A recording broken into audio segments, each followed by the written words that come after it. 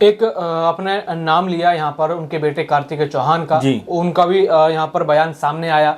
वो कहते हैं कि अपनी सरकार के खिलाफ ही लड़ जाऊंगा। लेकिन ऐसे बयान जब उनके पिता मुख्यमंत्री थे तब क्यों नहीं आए? या फिर यहाँ पर शिवराज चौहान की मतलब यानी इस पूरे चौहान परिवार ने ये ठाना है कि अगर पिता का ताज सर का चला गया है, सीएम ताज, तो क्या सभी ऐसे आधे आधे बटकर यहाँ पर बीजेपी का विरोध करेंगे?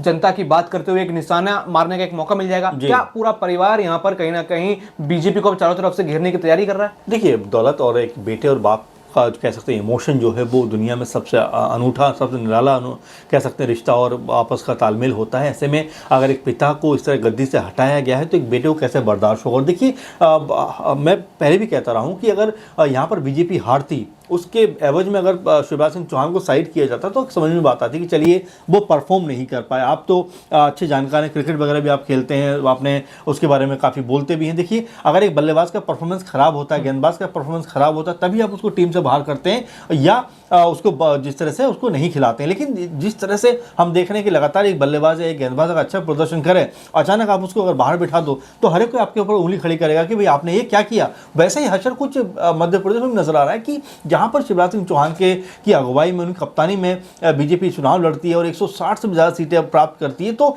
यहाँ पर तो उनका और महिमा मंडन होना चाहिए था कि भाई जहाँ पर ये तमाम आंकड़ेबाजी में हो रहा था कि भाई बीजेपी मध्य प्रदेश में चुनाव हार जाएगी, वहाँ पर जो शिवराज सिंह चौहान का मैजिक है वो काम कर गया। तो यहाँ पर उनकी तो बुलंदी और ज़्यादा मजबूत होनी चाहिए थी, उनको और ज़्यादा इज्जत और सम्मान मिलना चाहिए था। लेकिन आखिर ऐसा क्या उन्होंने गुनाह कर दिया, ऐसे क्या गलती कर दी कि उनको सीएम पद से ही हटा दिया गया? उनको बोला कि भाई आप रिटायर हो गए, आप जाइए, अब आपसे हमारा जो है बीजेपी का काम यूपी जो मध्य प्रदेश में संभलेगा नहीं। तो ये अजीब बात है और इसको कोई भी बर्दाश्त नहीं कर पाएगा। देखिए, कार्तिक चौहान तो फिर भी उनके बेटे हैं, लेकिन जो आम कार्यकर्ता हैं वो भी आपने देखा होगा वीडियोस की रोते हुए नजर आए, उनके लिए परेशान होते हुए नजर आए, बिलखते हुए नजर आए। तो समझ में आता है कि शिवराज सिंह चौहान का जो इमोशन है वो कितना ज्यादा वहां पर है। आपने बेटे का जिक्र किया कि वास्तव में आपने सही कहा कि पहले उन्होंने इतनी बड़ी बड़ी बातें नहीं बोली, पहले उन्होंने अपना जो बयान था वो बड़ा नपतुला दिया होगा, दो बार अगर बयान दिया भी है तो।